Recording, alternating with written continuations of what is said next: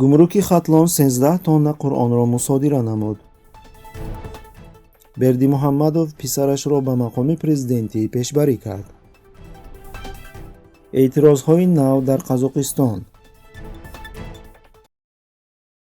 дар аввали моҳи январ мақомоти гумрукии вилояти Хатлон ҳазорҳо нусхаи қуръонро бо вазни умумии 13 тонна мусодира карданд. хабар медиҳад портали Бомдод. дар хабар гуфта мешавад, ки ин китобҳо аз Афғонистон тавассути гузаргоҳи Панҷи Поён оварда шуда ва ба хотири амният то тасмими Кумитаи дин мусодира шуданд. Портал бо истинод ба манобеи худ ҳамчунин хабар медиҳад, ки қуръонҳо бар асоси эъломия расман ба Тоҷикистон ворид шуда, пас аз он барои тафтиши муҳтавои онҳо ва хулосаи мақомоти салоҳиятдор муваққатан бозпас гирифта шуданд.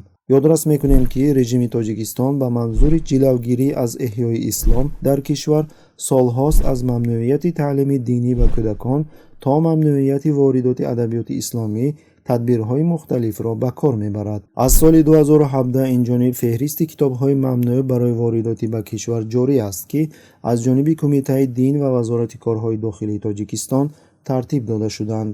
Домулло Шокирхон аз Душанбе ба таҳририяти хабарҳо дар бораи вазъияти мазкур чунин шарҳ дод. бале, режим барои дур кардани ислом аз Тоҷикистон ҳар кори аз дасташ меомадаро мекунад. аз ҷумла манъи рафтани кӯдакон ба масҷид, маҳдудиятҳои бемаънӣ ва таъқиби бераҳмонаи мухолифин, манъи воридоти адабиёти исломӣ. ин ба ман даврони ҳокимияти шӯравиро ба ёд меорад. дар он замон низ ҳама чиз мамнӯъ буд.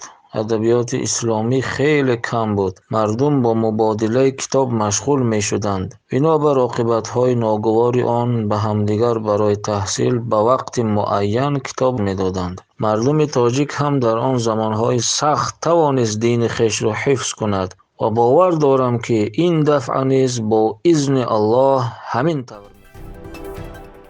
писари раис ҷумҳури Туркманистон Қурбонгулӣ Бердимуҳаммадов Сердар ба унвони номзад ба мақоми раис ҷумҳури ин кишвар пешбарӣ шуд.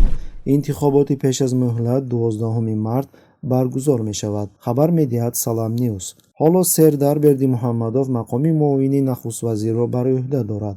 рӯзи 14 феврал дар Туркманистон маъракаи интихоботӣ оғоз шуда, дар ҷараёни он пешбарӣ, сабти ном ва мулоқоти онҳо бо интихобкунандагон сурат мегирад. Қурбонгулӣ Бердимуҳаммадов аз моҳи феврали соли 2007 раис ҷумҳур аст ва ҳамзамон раҳбарии шӯрои вазиронро бар ӯҳда дорад.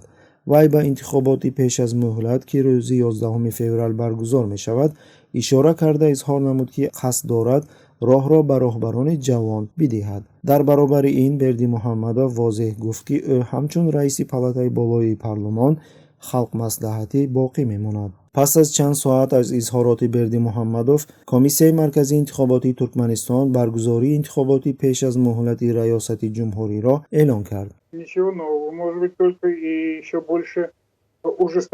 сиёсатшинос Аркадий Дубнов дар суҳбат бо РБК тахмин кард, ки дар сурати интихоб шудани писари Бердимуҳаммадов сиёсати боз ҳам сахттарро аз падараш пеш мебарад. Сердар як одами бениҳоят сахтгир аст. ҳатто аз дарки оддии зиндагии заминӣ аз падараш дуртар мебошад. ӯ тобеонашро ба даҳшат меорад ва барои ин аллакай далелҳои зиёде мавҷуданд. ӯ амудии қудратро ба таври боз ҳам ғайриинсонӣ тақвият хоҳад дод, мегӯяд коршинос. ёдрас мекунем, ки Бердимуҳаммадови 40 сола дар режими Қурбонгулӣ дар вазифаҳои мухталифи баланд кор кард ва ба ин васила қаблан барои нишастан дар курсии падараш пас аз рафтани ӯ омодагӣ гирифт. масъалае ки вориси он мешавад, кайҳо дар Туркманистон ҳал шуда буд. дар ҳамин ҳол таҳлилгарон бо тавзеҳ додани ин ногаҳонӣ қайд мекунанд, ки ҳаводиси ахирӣ марбут ба интиқоли қудрат дар кишварҳои ҳамсоя эҳтимол ба тасмими Бердимуҳаммадов барои супурдани курсии раёсатҷумҳурӣ ба писараш таъсир гузоштааст.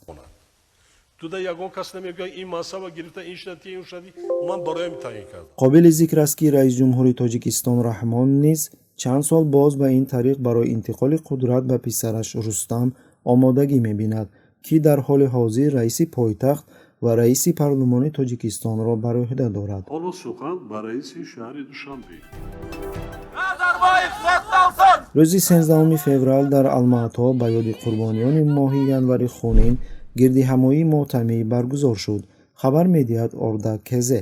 намоишчиён дар даст плакатҳо ва лавҳи шиор ба мисли «Токаев гумшав», «Тамоми кишвар аз ту нафрат дорад», «Нест бод шиканҷа», «Фашизмро бас кунед», «Озодӣ ба бегуноҳон», «Мардум террорист нест», «Январи хунинро фаромӯш намекунем ва намебахшем», бидуни огоҳӣ тир холӣ кардан ин ҷиноят алайҳи мардум аст. митинги мотамӣ бо хондани дуо барои кушташудагон дар эътирозҳои моҳи январ оғоз шуд. хешовандони кушташудагон ба остинашон лентаҳои сафед бастаанд. дар гирдиҳамоӣ бидуни иҷозат ҳудуди 700 нафар ширкат карданд. талаботи аслии наздикони ҳалокшудагон ва маҷрӯҳшудагон таҳқиқи софдилонаи парвандаҳои ҷиноӣ ва раҳоии афроди ғайриқонунӣ боздоштшуда буд.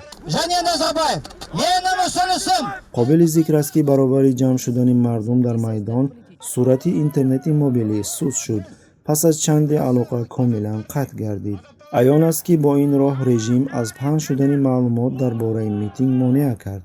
кормандони милиса ба маҳалли гирдиҳамоӣ беиҷозат расиданд, вале бо назардошти таҷрибаи манфии қаблӣ ҳеҷ чораи наандешиданд. Но в любом случае тоже обольщаться не надо, потому что, я думаю, власть тоже немного побоялась здесь создавать такую нервозную обстановку после вот тех событий, которые произошли, тем более на фоне вот этого мощного общественного резонанса в связи с пытками, которые происходят в стране.